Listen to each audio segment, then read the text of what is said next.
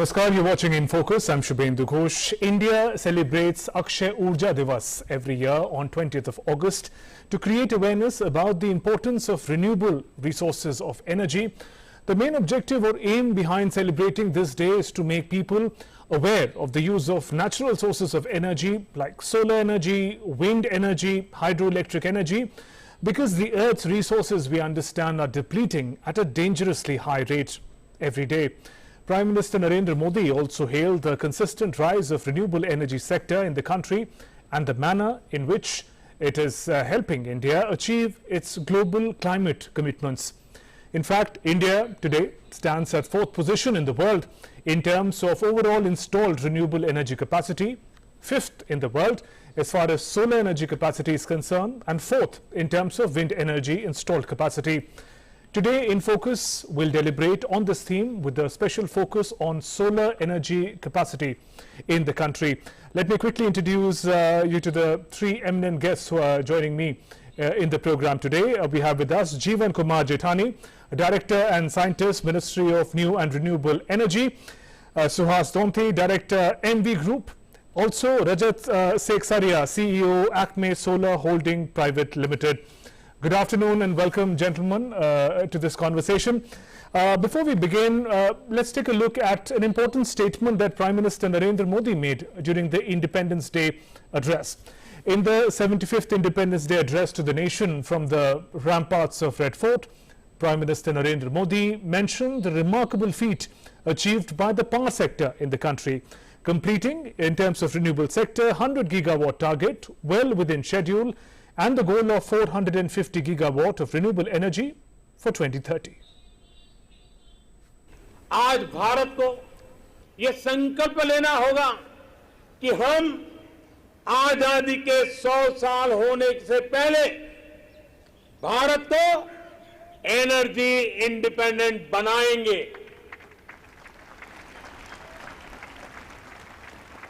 और इसके लिए हमारा रोड मैप बहुत स्पष्ट है। गैस बेस्ड इकोनॉमी है, देश भर में सीएनजी पीएनजी का नेटवर्क हो, 20% इथेनॉल ब्लेंडिंग का टारगेट हो। भारत एक तय लक्ष्य के साथ आगे बढ़ रहा है।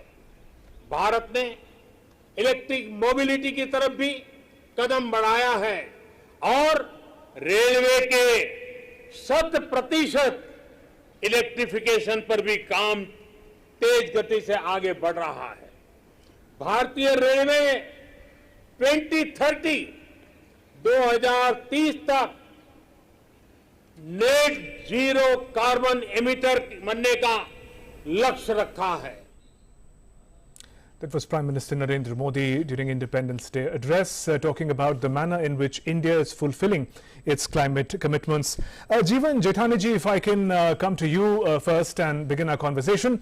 A few weeks ago, United Nations climate report came that spoke about the disturbing movement towards climate catastrophe and how the world must act together at this point in time. At the same time, the manner in which India is fulfilling its climate goals and commitments, in fact, in many cases also exceeding them. Putting these two contexts together, what is the crossroad that you think India stands at the moment where we're talking about climate responsibility and the manner in which it's adapting to renewable energies, particularly solar energy?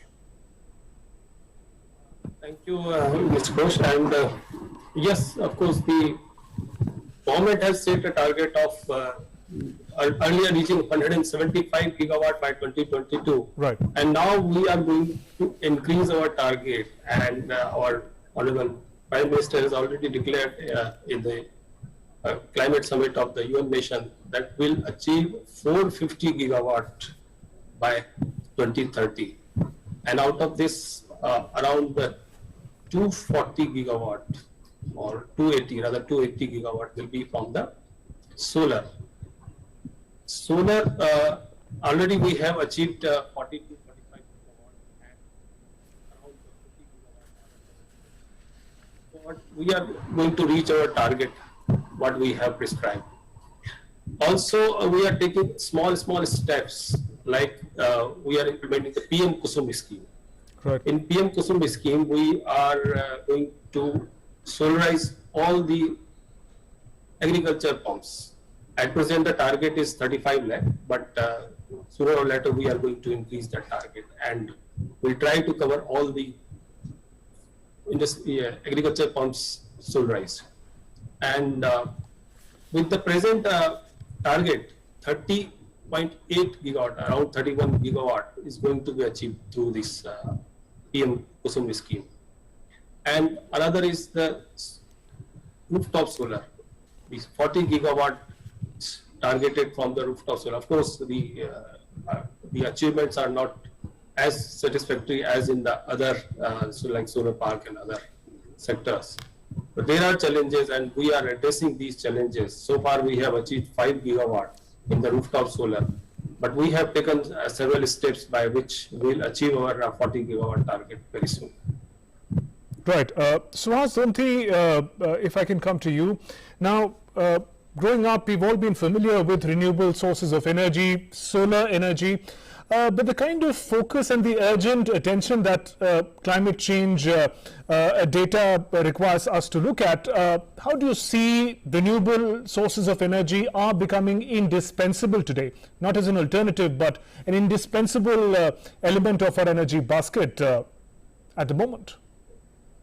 Thank you. Yeah, certainly, like today, renewable sources of energy have become very vital in stand of not only India but throughout the world. While, of course, as we just heard Mr. Prime Minister speaking, Honorable Prime Minister speaking, it is it is a core strategy of the government to focus on this front.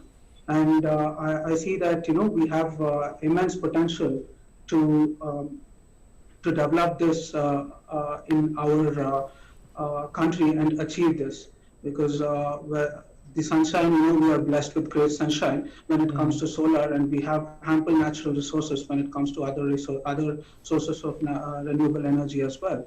So this goal I see is achievable at this moment with various policies and framework, and making India a very favorable country to invest or set up manufacturing, or even for developers to set up plants for renewable energy. Right. We'll talk about each of those elements in detail in the minutes ahead. Rajat, if I can come to you with your to know about your initial thoughts. The recent years have also seen greater momentum in India as far as commitment to renewable sources of energy is concerned. In my introduction, talking in terms of installed capacity of various forms of renewable energy, we occupy important positions in the world. How do you see that acceleration that has happened in the recent years? Good afternoon to all your viewers. And I think the very fact that we are now discussing this topic as a mainstream is itself a testimony to how much progress renewable energy has made. See, I can, almost my journey as a professional, when the renewable energy, especially the solar thing started around 10 years back, 5 megawatt was considered to be a milestone for us in the industry. And at that time, I remember the government had set a target of 20 gigawatt by 2020. Just see the progress. We set an initial target of 20 gigawatt. We achieved that within 5 years. And then we set a target of 175 gigawatt, which we are on track to set. And today we as a nation have a target of 450 gigawatts. So the acceleration is phenomenal. And all I can say is that the kind of ecosystem we have developed, the kind of policy we have developed, kind of focus we have brought in, the kind of expertise now we have developed, we are all set to take off.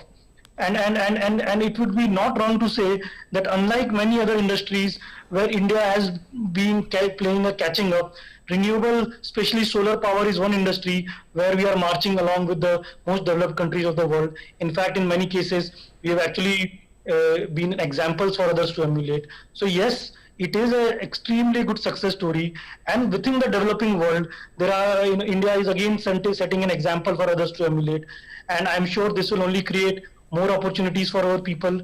It will allow us to take the climate leadership that we aspire to do, and it will create a generation. It will be a good gift for us to the next generation, where we have actually reversed the impact of industrialization, and at least we have started towards that movement.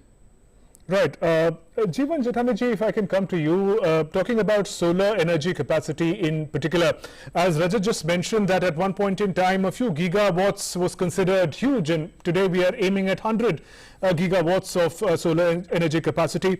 How do you trace this journey from solar energy being looked at as an important yet perhaps expensive, not as sustainable as other sources of energy, to today talking about it becoming an important part of our energy basket? How do you see this journey that India has tracked to come to this point and aim for higher? Yes, in 2010 when the National Solar Mission was launched, and as Rajat was saying that at that time the target was just 20 gigawatt up to 2022 in that original National Solar Mission. And the tariff that was declared by the Central Regulatory Commission during that period was around 18 rupees. And now under the bidding process, we are getting a tariff just 1 rupees 99 paise. So this is how the tariff has come down. And of course, there are several measures that have been taken by the government, and that has catalyst in bringing down the cost. So initially, when after this 18 rupees, the cost that has been prescribed by the central regulator, we went for bidding, and the e-reverse bidding, which was the new concept introduced by the government of India, was a phenomenal. And now the other countries are following the same procedure. So in the e-reverse bidding, you have to quote a tariff, and then there will be an e-reverse bidding. And whosoever is quoting lowest will get the bid. So in the first bid itself, the price came down to around 12 rupees or so, and thereafter it further came down. And I remember in 2015, the government when declared the target from increasing from 20 to 100 gigawatt, the next bid we reached a level of around 4 rupees 50 paisa. And thereafter, the solar PV technology has also involved, the manufacturing has involved, and then the price has come down very, very low. We have taken other policy measures like the interstate transmission charges and losses were made free. So the power that has been generated in the state of Rajasthan can be purchased by any state like in Bihar or Assam or even Arunachal Pradesh, just at the same rate as it is being produced in their state itself. So this has created a market, a potential for buying, and also the renewable energy obligation, that is RPO. So the RPO has also given a push to the solar. We have prescribed the solar RPO target as earlier it is, when the mission was launched, it was prescribed 3%, and then it was increased to 8%. And now in the recent trajectory, we have prescribed it 10.5% of the total energy mix. So with these policy measures, the solar has taken ahead, and then we are getting a lot of capacity addition in the solar. And with this capacity addition, the prices have also come down. Right. Suhas, how do you reflect on the drivers that are leading to the strengthening of renewable energy market in the country, solar energy in particular? Jeevan ji just spoke about the policy decision, but how has the private sector, the government come together to really make the most of the opportunities that are coming in at the moment? So what are those drivers that is leading the change towards renewable energy today? Over the last few years, India has really, made it a point to focus on driving this renewable energy sector. So, especially if I'd like to comment about solar, there are ample number of policies that have come out in the level of the central government or the state government, like already, my fellow delegates mentioned about the PM Kusum scheme, which is not only increasing the solar, but also helping the farmers to the root level of who are the strength of our Indian economy.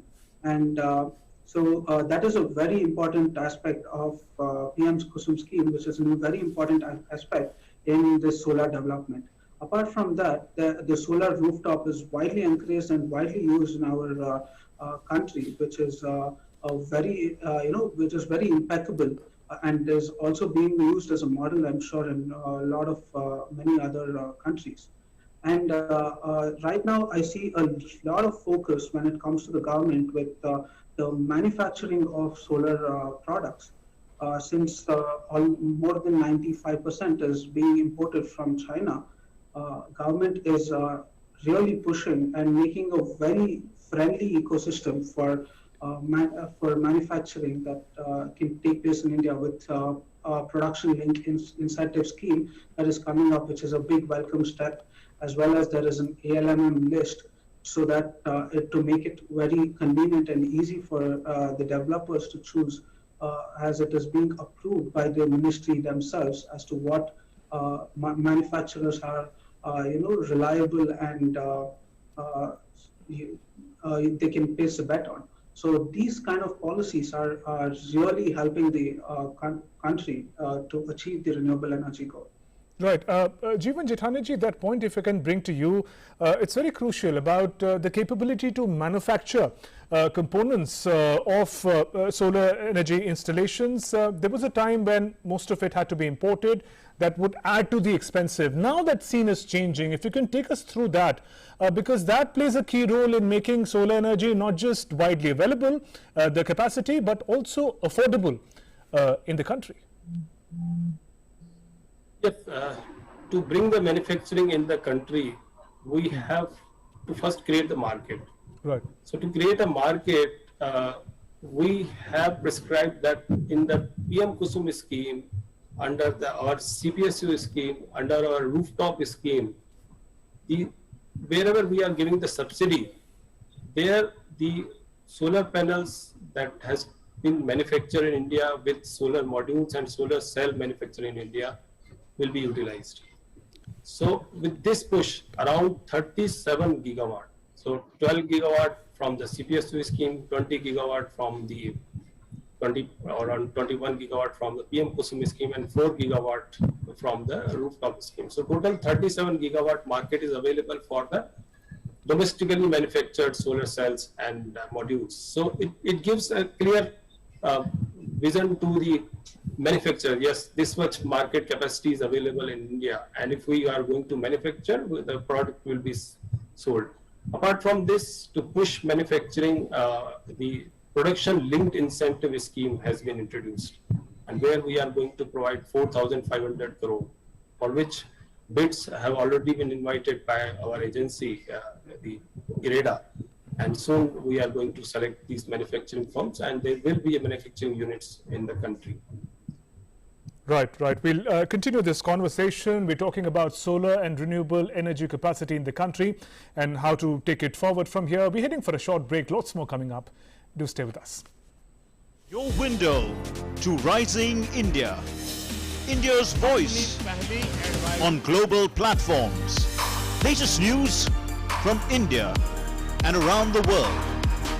In-depth analysis of global headlines. Watch DD India in your country. Available for downlink in all Southeast Asian countries. STTV broadcast is available through the satellite GSAT 17 at 93.5 degrees east. HDTV broadcast is available through the satellite GSAT 10 at 83 degrees east. For technical details, scan here. Switch to DD India now.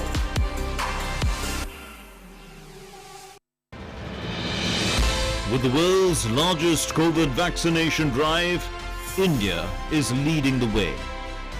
As the vaccine reaches every corner of the nation, do not forget the mantra, Dawai bhi, Kadai bhi.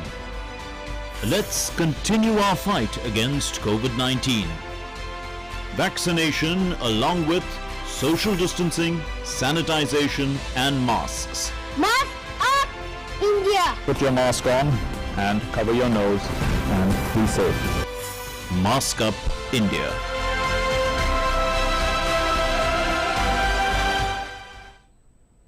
Welcome back. You're watching In Focus, and we are talking about the growing capacity of solar and renewable energy in the country, the manner in which India is fulfilling its climate commitments. Three eminent guests continue to be with us.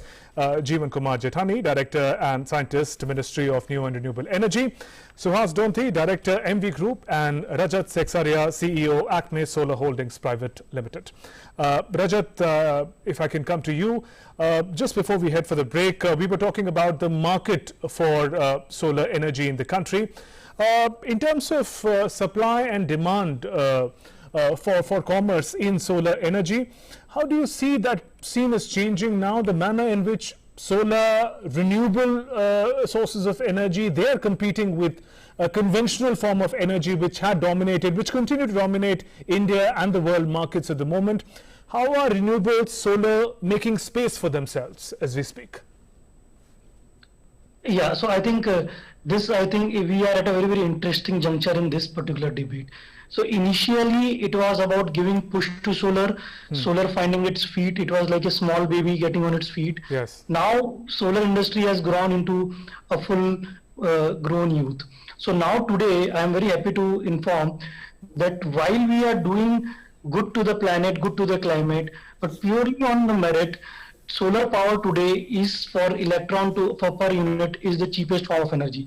So today solar at rupees 244 paisa, we have running plant as Acme in Badla, and recent bids have been close to 2 rupees, is the cheapest form of energy compared to any other conventional form of energy, even coal, as things stand by. So now that we have created a market for ourselves on our own merit, we can compete with other sources of power. We are now heading into the next generation challenges of how to integrate solar further into our power ecosystem. As all of us would know, solar inherently has one limitation, that it is generated in particular hours of a day, and power per se cannot be commercially stored at very large scale. So the next level of challenge is, how does solar complement other source of power? How do we balance the grid? How do we ensure that multiple sources of power into our grid work in synchronous manner so that we have a stable and reliable grid? So I think generally if you study the market landscape, now we have started moving from what we call plain vanilla solar into what is called hybrid solar or solar plant put up along with some storage capacity, and that would be the next 4 or 5 years where solar kind of grow into a slightly more complex form of offering, at times complementary with other sources of power. That is what I think the way ahead we have. And the third point which I just want to mention, I think you initially touched upon. See, one thing we just need to remember, power per se is only around 20% of the primary source of energy that we consume in India, or generally the world consumes. So if we want to make real change, a sustainable change, renewable power needs to move into that other 80% of energy, which is still dominated by hydrocarbon. You still have oil, gas, and other forms of energy. And that is where, a lot of us noted with a lot of happiness that Prime Minister also announced a green hydrogen mission. So right. Green hydrogen essentially further utilization of solar power or other renewable power, but rather than selling it to just power, maybe converting that into hydrogen or green ammonia, and then going after the other market which is dominated by hydrocarbon. So that I think is going to be the most prominent theme in next 1 or 2 decades for India and the world in general.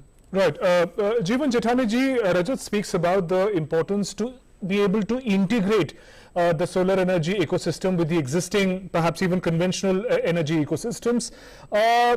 How do we take that forward? We're looking at different policy decisions where solar energy is promoted, but this integration part, there's also a technical phrase of evacuation of solar energy to be able to transport it and transfer it to masses. I mean, we've made it cheaper, but is it also easily accessible to the masses? On that front, sir, what is being done? Yes. On that front, as I earlier told that we have made interstate transmission charges and losses. So the power that is generated from Rajasthan can be transferred to any state. So that is one. Another is, you see, solar is a energy that can be generated anywhere, and India is in the because in the tropical region. So everywhere the solar radiation is good, apart from some part of the Jammu Kashmir or the Arunachal Pradesh or the northeastern state where the cloudy days are more than that. But in the all other states of India, the solar additions are good. Around 4 to 5 units a day we can generate.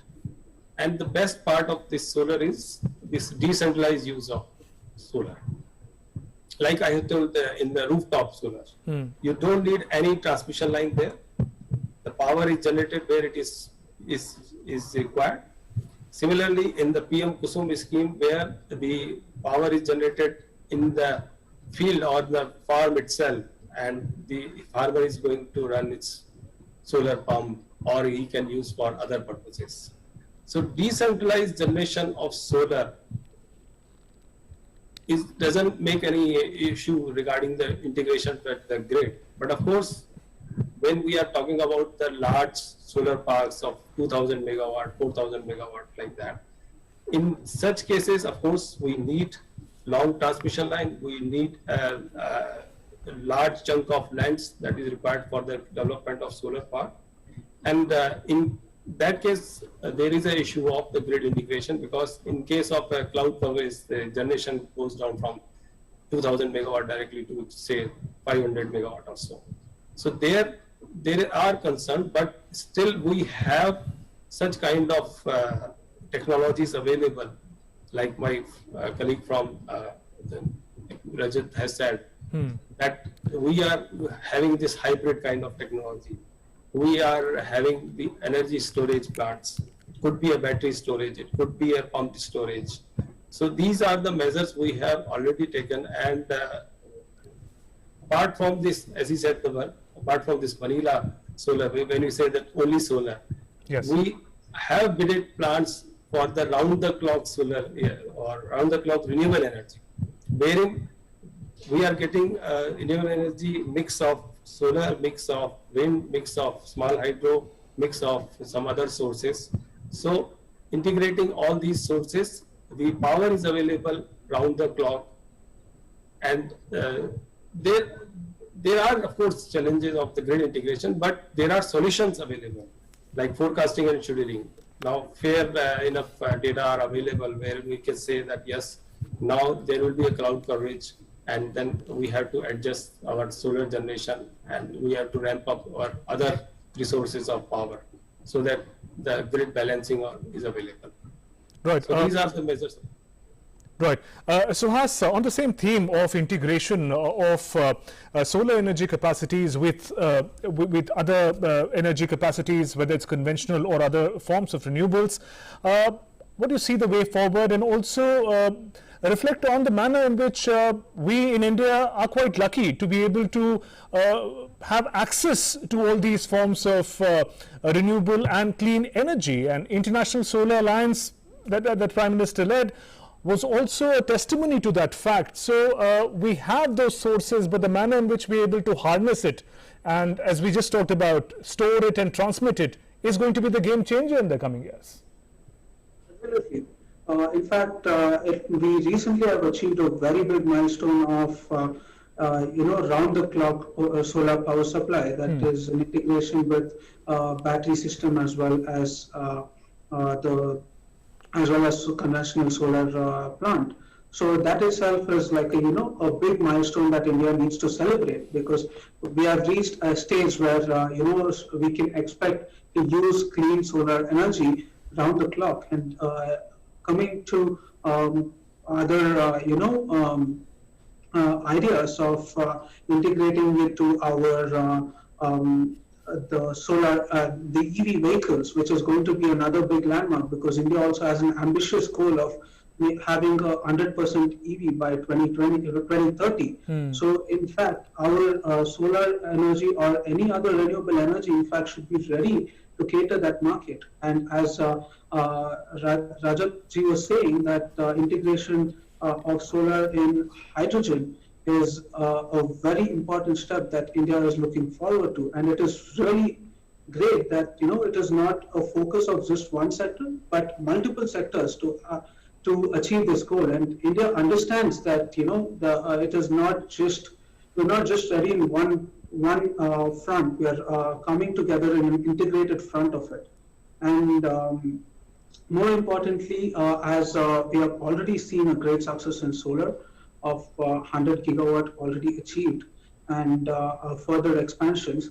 And again, I'd like to come back to the integration of manufacturing that is really happening in a strong way in India, is that we are seeing high capacities coming up that is focused and that is in line with the Honorable Prime Minister's Atmanirbhar Bharat ideology of India. And I'd like to say that in the near future, we're going to see most of the solar products being manufactured in India and are going to be made in India, that is going to be not only used in India, but also be able to cater for the entire world. Right. And Rajat, if you talk about manufacturing, as Suhas just mentioned, for manufacturing of that scale to happen, to become in future one of the largest manufacturers of solar energy product, we also need that kind of investment. How is the world today looking at India, not just its capacity to harness solar energy, but also manufacture components of harnessing that energy, the investment that is coming in? There is an open 100% FDI that is there for the sector. How is that crucial for that manufacturing target to be achieved by the country? So I think, if you critically evaluate the solar sector, while as a country we achieved good success in ramping up the capacities, but maybe we were probably from a policy point of view a bit slower on ramping up the manufacturing capability. I think as was mentioned earlier, the first idea was to create a market, a cost competitive market for power. And now that the market has grown, I can clearly see a strategy falling in place where now we are ramping up manufacturing. So if you specifically take the solar plant, for example, yes. So if you keep the modules aside, everything else is now being manufactured in India. I remember 2010 when I was putting up the plant, almost 80-90% value addition would happen from components which we would import. Today, if you talk about inverters, today if you talk about the cables, the steel structures, other gadgetry involved, all of them is not only manufactured in India.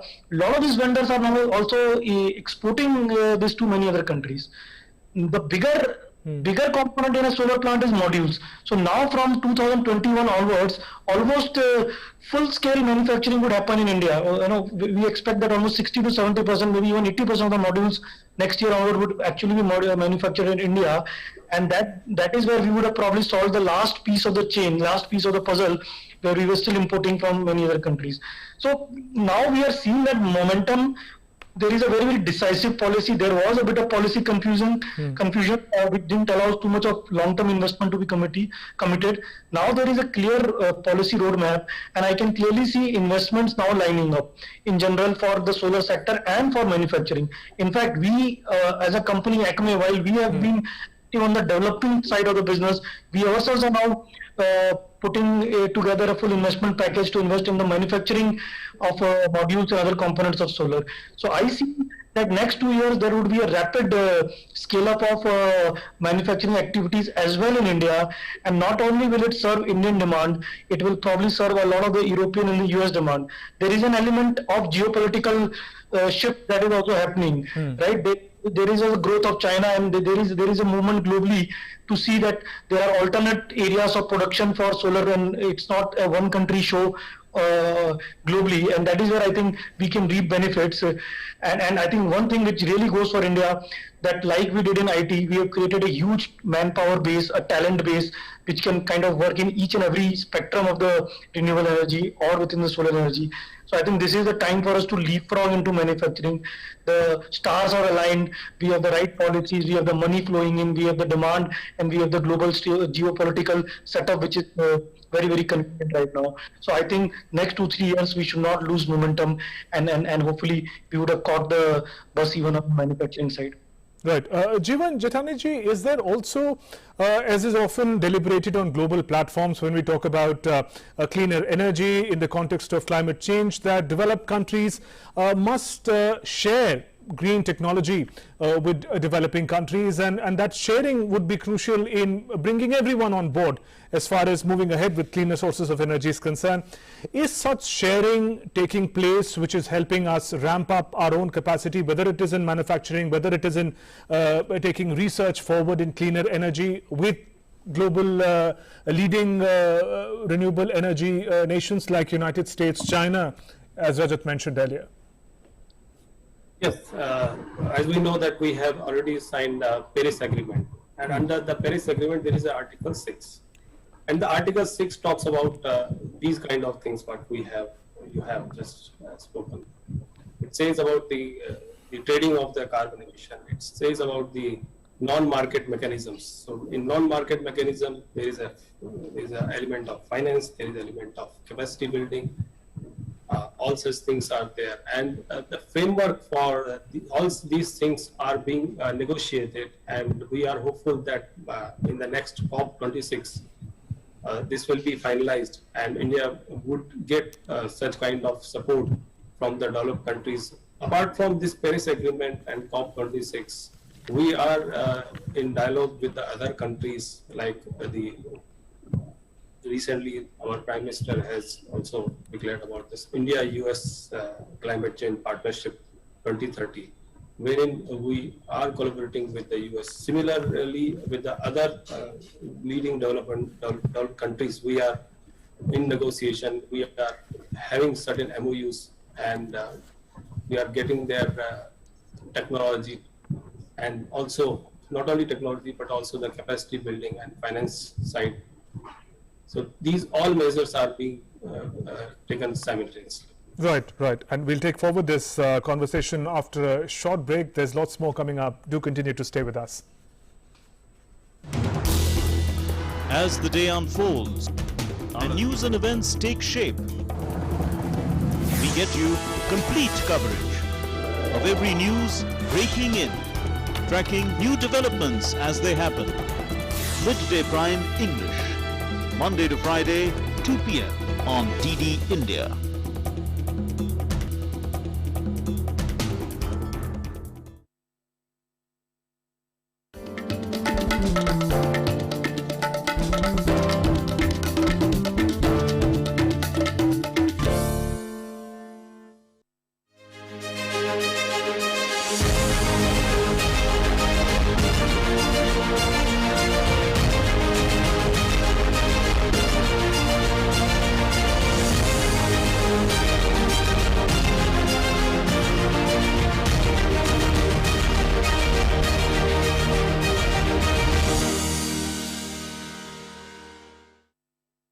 Your window to rising India. India's voice on global platforms. Latest news from India and around the world. In-depth analysis of global headlines. Watch DD India in your country. Available for downlink in Middle East countries. STTV broadcast is available through the satellite GSAT 17 at 93.5 degrees east.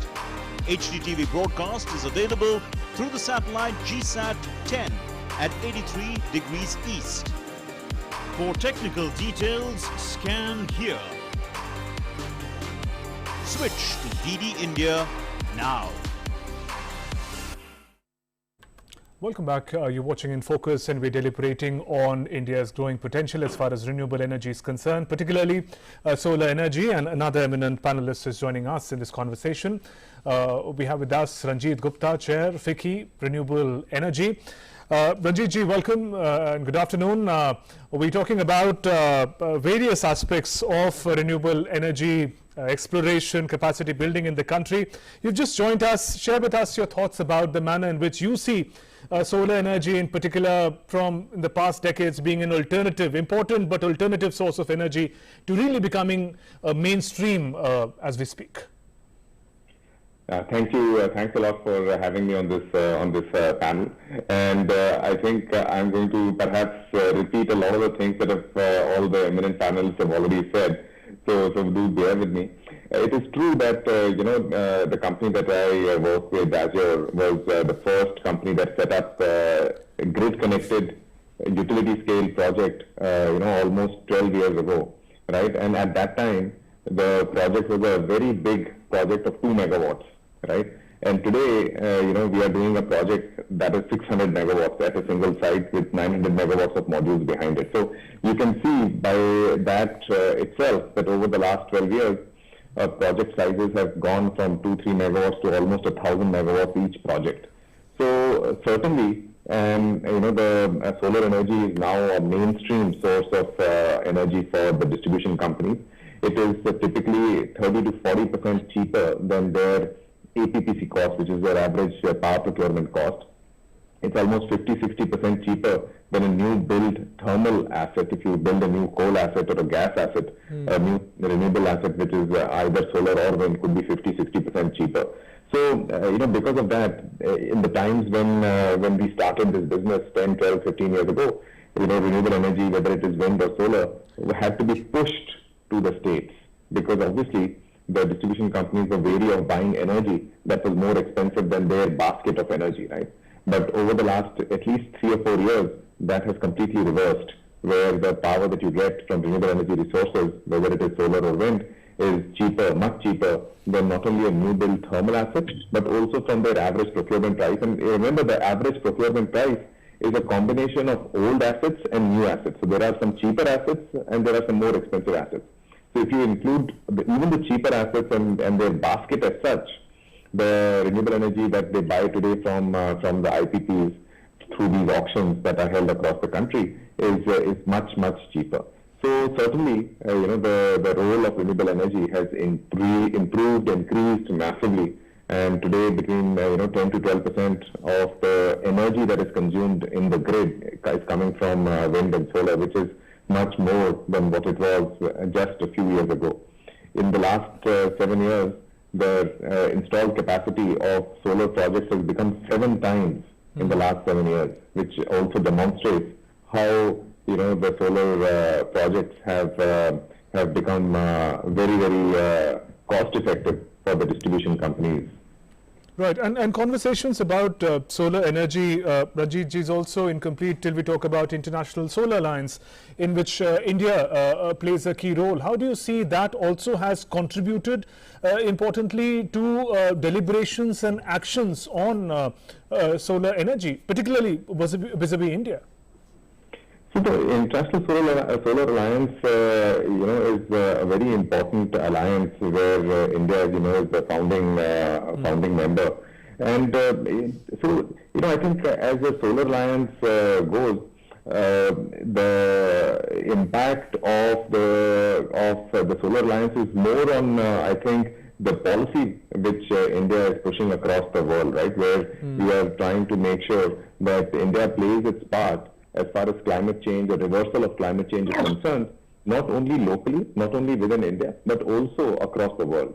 And, making sure that wherever across the world where perhaps renewable energy is not so ingrained in the culture or in the energy basket of the distribution company, through the International Solar Alliance, India is making sure that India is playing its part as a global leader to make sure that, because as such, the climate change reversal is not a sole responsibility of one country, right? I mean, air, it's not as if the air above India is clean, then the air above, and if the air above our rest of the planet is unclean, then our air can remain clean. No, so it's a global effort. And the International Solar Alliance is India's, is India's push so that, climate change reversal can be an international global issue and not just an issue that is affecting India in isolation. Right. Jeevan Jethani ji, if I can bring you in there while we're talking about the International Solar Alliance. It started as a very ambitious mission, bringing nations together on a platform, on a theme that was never seen before. In these years, what have been the key achievements, key milestones for this mission so far?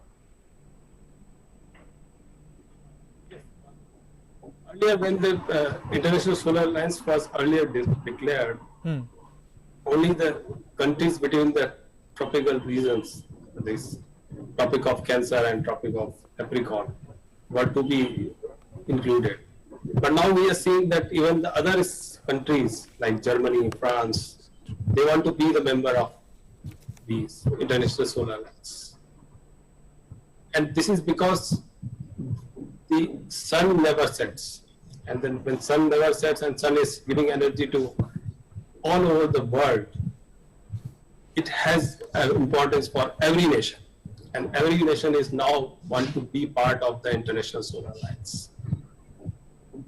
One of the mission under this is one sun, one world, and one grid. Right. So you see, if we can create a global grid, then we can continuously get the solar energy. So this is one. Apart from that, there are number of activities that has been replicated in the other countries, particularly in the southern African countries, because these countries are depriving of the energy access, and the measures that have been taken by the India, like we have electrified all our villages. We have now reached to every household. The electricity has reached to every household. There are areas where the grid can't reach.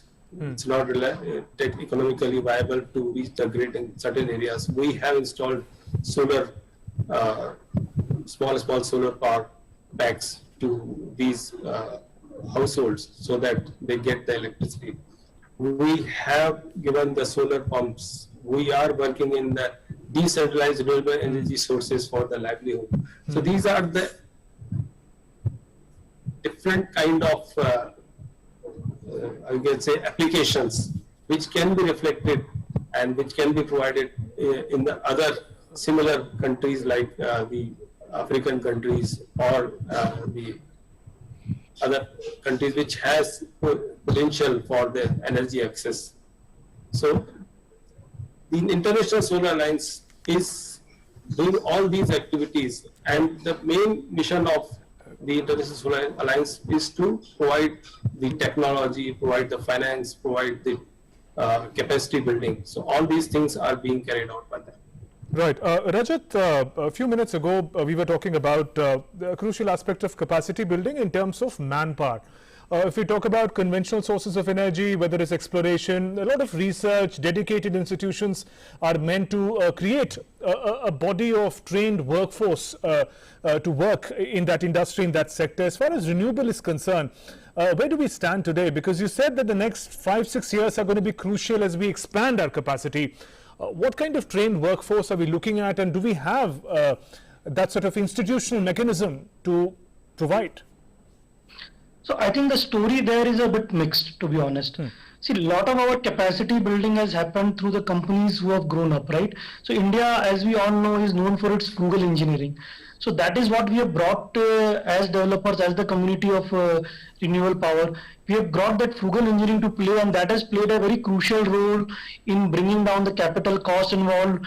The complexity of the engineering has come down so that we can, we can deliver and implement project much faster at a much lower cost. So to that extent, people have learned. 10 years back, there was an entire set of industry without any hands-on knowledge. Now people have learned, as my colleague Ranjit mentioned, from 2 megawatt, hundreds of megawatt, and that size we have attained. And today, when we do one of the largest projects globally, we compete well even with China. So that way, our manpower is developed. Where I think we are still lagging, and which is where I think we need more institutional focus, is on cutting-edge research. So we are adopters of technology which is being found globally. So a lot of research happens in places like Europe or even Australia. So we are good at adopting that. A lot of Indians are involved in that research. But as a country, I think we need to have serious focus on doing some of this cutting edge resource ourselves. So that is where I think it would be very, very fair to admit we have still a long way to go. We are still emulating some of the developed countries. But I think as we have seen in so many other sectors, that is where we need to now focus on. And there is a related point which came up earlier in the discussion, right?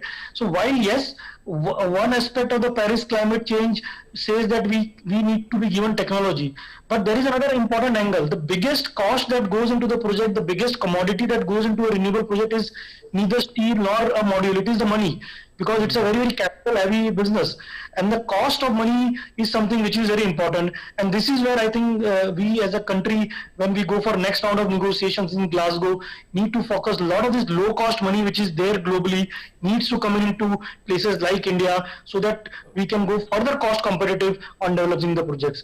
So when you talked about climate change, from 1850 when the industrialization started in honest till now, almost 2300 teratons of carbon has been emitted, and out of that almost 80% has happened in the developed world. Today they to cleaner technologies faster, but there is a historic climate justice element that the Prime Minister keeps talking about, and that is where it is important that while yet on technology we need to globally collaborate, but it is very important that capital, which is I think the source of competitive advantages for these developed countries with cheap capital, flows into the country. And it is a matter of almost a right for us to have access to that capital if we want to fast track our clean energy programs as well. Right. So how's that idea about we quickly adopting available important technology, but that creation takes a little time. I want to just divert a little and talk about the manner in which India today is also one of the fastest growing startup ecosystem. A lot of interesting research, new technologies are being created here in India, finding solutions to diverse problems. In renewable energy, in solar sector, do you see startups coming up? Do you see a lot of potential opportunities for them? Absolutely. I'm very glad that you brought up this topic. It was much needed. In fact, we are seeing that many of the companies that we are hearing today, that is, being the key competitor, the key contributor to the renewable sector, and especially the solar sector, were once upon a time a startup. And in fact, talking about ourselves, and we started in '92 with, and in 2006 we got 15 megawatt of capacity, and now we are talking about growing to 3,000 megawatt. So to support the startups is really important, and I see great and immense potential in India with respect to the knowledge base that we have, the talent base that we have, as well as the wonderful ideas our citizens have the potential to bring it up in the nation. So just adding upon what Rajat said, it is really important to focus on the research and development of in the industry. So I believe that the most important aspect right now is to build the right ecosystem to surpass this inflection point that we are at this moment with solar.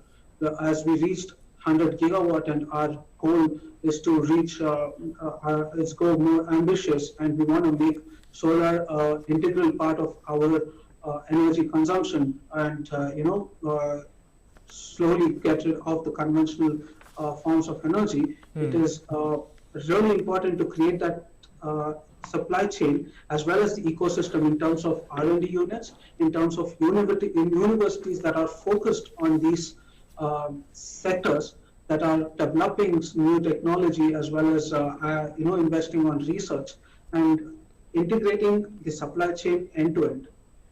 That is, I feel, is the most crucial aspect that we are looking at today. Right. Ranjit Gupta ji, I'll come to you for the final thoughts.